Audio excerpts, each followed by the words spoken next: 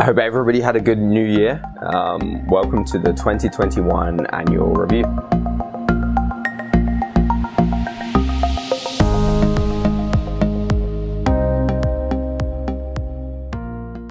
So this year was interesting to say the least. I'm going to briefly touch on the major issues. Most of it we'll talk about during our annual review. I'll go over quickly the market performance, and then something that I want to touch on is a little bit to do with my investment philosophy, and these type of markets prove why, and that's very specifically on the meme stock side of things. So we'll touch on that very briefly as well. Okay, so what you'll see here is that equity did really well. So if you look at the Canadian index, Europe, Japan didn't do so hot, but we'll touch on Japan, the US, they all did very well. And what you'll notice is that bonds didn't do well. Bonds not doing well might be a little bit of a theme going forwards. Interest rates are really low. And with interest rates looking to rise, that does put a negative pressure on bonds. But most people wouldn't have noticed bonds doing poorly, purely because equity did so well. And the reason I wanted to touch on my investment philosophy is now more than ever, everything in a portfolio has to have a job. And that job needs to be more than just holding it to hold it. In days gone by, we would get, 5-6% from bonds. So it meant that, you could have a 60-40 portfolio and be okay with it, purely because, bonds did well. Nowadays, bonds are more of a drag on a portfolio, and they hold one very specific purpose. And that purpose is to protect you in a market down. Along with that line of thought, reduce volatility. So reduce the amount that a portfolio will go up and down. And mainly, nobody complains about a portfolio going up too much. So it's the down. And typically what we see in down markets, bonds do very well because people flee to safer assets, i.e. bonds. So bonds do very well. So in your portfolio, the bonds have to have a specific job.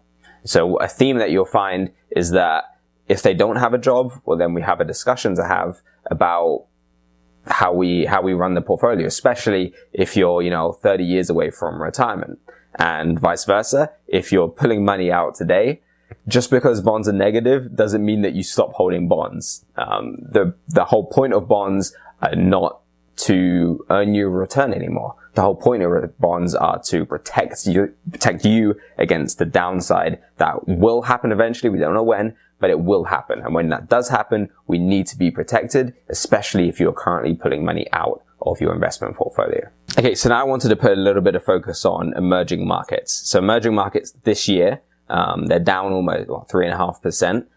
It's been a pretty rough year, especially in China. Places like that where there's been a lot of regulatory pressure, the economy is slowed down, the housing is struggling. And again, the whole point of having a portfolio and a diversified portfolio is to be able to continue to buy low, sell high. Like, you want to take money that has done very well, and reallocate it, rebalance it to these type of sectors. And it's always important to remember, just because something is done poorly in the short term, it doesn't mean you stop holding it for the long term.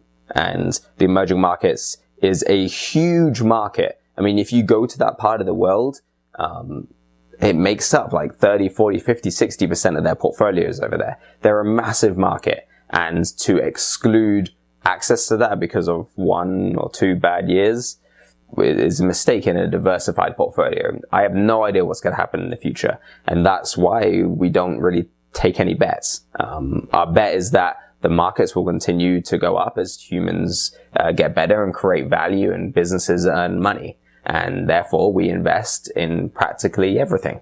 And that is going to be a theme going forwards as part of the philosophy of the way that I invest. Not only does it reduce risk of individual companies, but it's been proven time and time again that trying to pick individual stocks and winners is a fool's errand, and very few people, if anybody, manages to outperform the market itself over a substantial period of time. So I recently got a report from the online brokerage that we use, Qtrade, and it showed the top stocks traded during the last year. And very high on that list sat AMC. You've probably heard of AMC, along with stocks like GameStop. You've seen these stocks have wild swings, and this further instills that not everything in the market makes sense. These companies, nobody can realistically tell me that these companies are worth the prices. In fact, if you look at the chart over a 3-month period of GameStop, you can see the ups and downs, and it's more akin to gambling than it is to investing. And I want to be very clear on the difference, because some people get it confused and they think that investing in the stock market is akin to gambling, and it is very, very different. See, the difference with investing versus gambling is typically you can assign a value to something that you're purchasing. And that's a very important concept for me. If you cannot assign a value to something, an intrinsic value, it doesn't fit within my investment thesis. You have to be able to say, I think this company is worth X amount for me to be interested in buying it. And that's where we get onto the topic of cryptocurrencies. A lot of people, there's been a lot of talk about them. In fact, some clients are interested in it, and I hold a very small amount of cryptocurrency in the portfolios. But it will never, same as gold. Gold will never be a mainstay, a staple in a portfolio, purely because I do not know what gold is worth. Gold is worth whatever you and I say it's worth. It doesn't have an intrinsic value. Compare that to an energy company that uses, let's say, solar energy to provide electricity for homes in the area, and that electricity is sold at a specific price. They have a certain amount of supply. They can create a certain amount of energy. They sell that energy to the end user. There's a very distinct transaction going on there, and that company is providing value.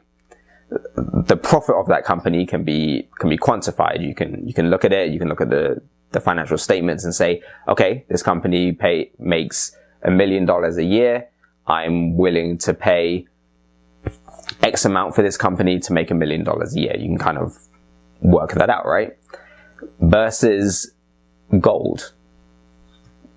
Gold is just worth whatever the next person is willing to pay for it, really. There's no value that it in itself brings, versus a mining company that will dig up gold, turn it into a jewelry and sell it. You can work out, it costed this much to dig the gold out the ground, costs this much to turn it into jewelry, it costs this much, and you make this much selling it. You can quantify a value and an intrinsic value on the company that's doing that. And that is very difficult, if not impossible, to do when it comes to things like gold and cryptocurrencies. I have no idea which way cryptocurrencies will go. Maybe in 10 years, it will be the biggest thing on the planet and worth trillions of dollars, and who knows? The fact is that in its current state, it's very hard to make a case for it to be a replacement to replace something intrinsically valued in a portfolio. Doesn't mean you can't use it. There's a lot of talk of it being used as like a hedging tool, similar to how gold is used, where it's a very small part of a portfolio. And in a well-diversified portfolio, why not? The impact of 2% of your portfolio going to zero is going to be very minimal.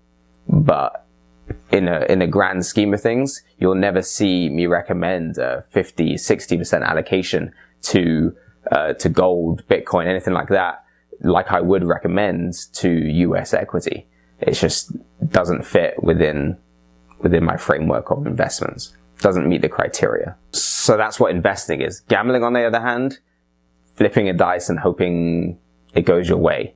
You buy GameStop at $50 and you pray somebody's willing to pay you $200 for it in a day. Like that is the definition of gambling. You might as well take it to the casino. You probably have better odds there. So now I wanted to briefly touch on the idea that the markets are overvalued. There are always going to be parts of the market that don't make much sense from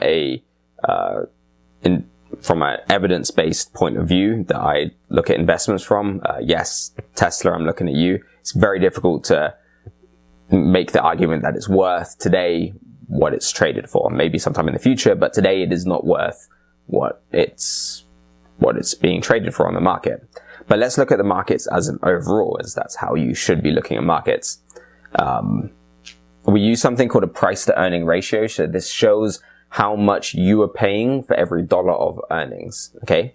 In January, or let's do December 2020, it was estimated that price to earning ratio was about $39.26. So for every dollar of earnings on average from the S&P 500 that you're getting, you're paying $39 or almost $40 for it. Compare that to the most recent December, and it's around $29. What does that mean? And the markets went up 25%-ish. What that means is that earnings has outpaced the growth in the markets. So I think it was about 60% growth in earnings versus the 25% growth in the stock value. Stocks were more overvalued in January of this year, of 2021, than they were in December of 2021. So throughout the year, stocks actually got more reasonably priced. So the idea that stocks are even more expensive now than they were is, looking at the numbers, it's just not true. And don't get me wrong, I mean, $29 is still on the expensive side. I mean, an average that I like to see is, around that $22-ish. And I'm not so concerned, but it hasn't been that low for a while. But it's still expensive, but it's not crazy overvalued. Not enough for me to fear some type of correction based on valuation. Who knows? It could be a few other things. We have a few other issues. We have inflation. We have the asset buying that the Fed went through during COVID, printing that much money. There's still a lot of issues that 2022 has to solve. But I don't think one of them is the valuation of the stock market as a whole. So my expectations for 2022, we have a lot of issues that are going on. The Federal Reserve has already shown that it isn't okay with the market, just letting the markets crash. So expect a cautious approach to raising interest rates, to selling some of the assets that they bought during COVID. I think they will be pretty cautious, and we won't see crazy swings, but expect a lot of volatility. As with any year, this is, I hate to use the word unprecedented, but we've never been at this point fiscally before. So we have to wait and see what exactly happens. The important thing, though, is that no matter what happens, we are appropriately invested. If you're a growth investor, it doesn't matter what happens this year. If you're in retirement and you're putting money out, well, then we have the cash and the bonds necessary to get us through any major market downturn. And that's where we should be focused on. We should focus on what we can control instead of the unknown. And it's definitely something that we can plan for. If you have any other questions, let me know. Have a great rest of your January. And if you haven't already, please come and see me for your annual review. I'll catch you later. Bye.